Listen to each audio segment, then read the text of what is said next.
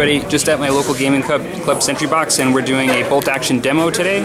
It's going to be Americans versus, it's sort of a, I guess a simulation of American versus British Airborne, you know, since they typically wouldn't fight each other historically. I've got this very similar 500 point gain army as I had last time. I've got 3 units of American infantry. Each one has a bar rifle, and the NCOs have rifles. I've got a M8 Greyhound with the HMG upgrade.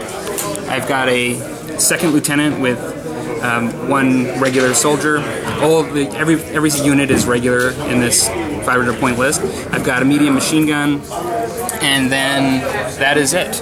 And then on the British commando side, we have, and let's see if I can get this right here, make sure, we have the HQ, we have a medium machine gun, we have a forward air observer, we have a sniper, and we have 2 infantry units, one of them being an assault, you know, with submachine guns, and one being rifles.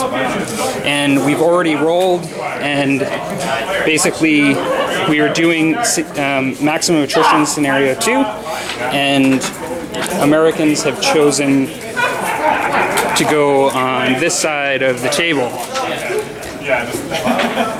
And just giving a look at the board here. I've actually got a Zuzi map from Sentry Box that I'm actually playing on today, but I've got all the terrain here, so we'll be back in just a second. Hey everybody, so we are at the end of round 1. Essentially folks have moved up. The only thing that's been kept in reserve for the Americans is the Greyhound, and for the British there's nothing in reserve. We basically have an HQ and medium machine gun team that have moved forward here. We have infantry troops ran across here. The British air observer has already called in an airstrike because they had hidden movement. And they started hidden here. The sniper started hidden in this building up here, and airstrike has been called here for the beginning of the next round. Then we have our infantry teams that moved up here. We have our medium machine gun teams moved up here, and then another infantry team. And this is... That's my infantry team, and in front of it is the commander. And then the commander, yeah, it's commander right there. Okay, so we will now be starting round 2. Hey everybody, so we are at the end of round 2. One of the big things that happened is there was a delay in our artillery that was supposed to come down right around here, and we rolled delay, and so the opponent actually, the British are allowed to move that if they choose, and he moved it up to 12 inches this way here. So now next round, start of round 2, we'll actually see what happens with that. Not a ton of action this turn, but basically American forces stayed here because they didn't want to get near that artillery, moved up here behind this wall, moved up behind this wall with both the HQ, and then this machine gun ran up just a little bit closer here. We did actually have some fire from this sniper in the building here at this team. Couldn't see the NCO but could see the bar, but ended up missing. And then on this side, on the British side, we had infantry move up into the woods. So they're in here. We've got the machine gun team ran up, and we have HQ right here with the bagpipes ran up, and then another infantry squad ran up to the edge of this forest. And so now we'll likely be seeing more action as we start round 2. Hey everybody, we're here, and this was actually the end of round 3. I said that incorrect before because I forgot to turn my dice, but this is the end of round 3. We had a lot more action this round.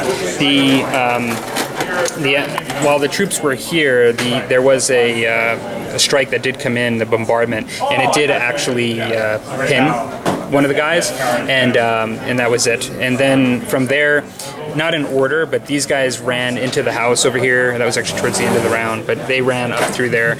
While they were doing that, the sniper before that took a shot at him and missed. On this side of the board, these guys just moved forward, ran forward, and then these guys here did fire on them, and through the process of that, killed a guy and caused a pin. as well.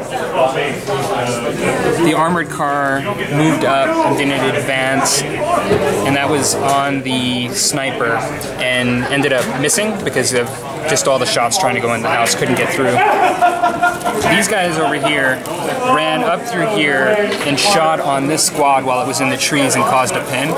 And then the HQ followed them into the house, basically just to be near them to provide that morale bonus. But then afterwards, a couple of things happened.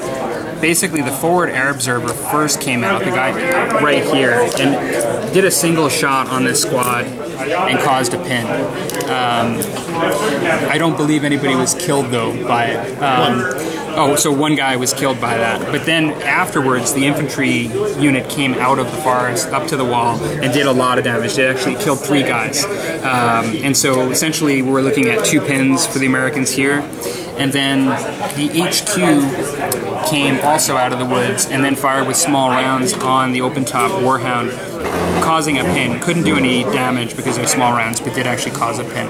And so, medium machine gun came forward and was fired from its position at long range on the sniper and missed. And I think from there, that's it. Now we're actually going into round 4. Hey everybody, so we actually had a lot happen this time.